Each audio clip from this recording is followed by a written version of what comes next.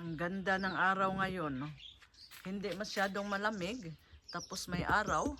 Tingnan nyo, oh. Maganda ang yung kapaligiran. No? Ayun, ang ginawa ko, nilabas ko yung mga cymbidium na orchids ko. Nandito sa labas, pinainitan ko sila kasi gusto nila yung may araw naman. Sa umaga, maarawan sila.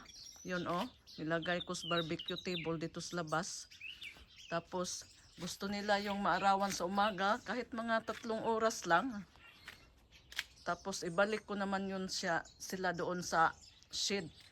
Mga alas 11 ba kasi kung buong araw may ilagay sa init, masunog yung mga ano nila, mga dahon. Ito yung bulaklak. Yun, maganda naman. Iwan ko kung anong pangalan nito. Yun.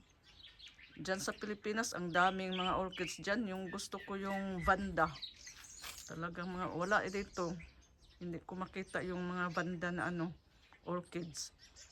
Pero itong cymbidium, okay lang sila sa malamig. Kaya nga nabuhay sila. Marami na itong lahat dito.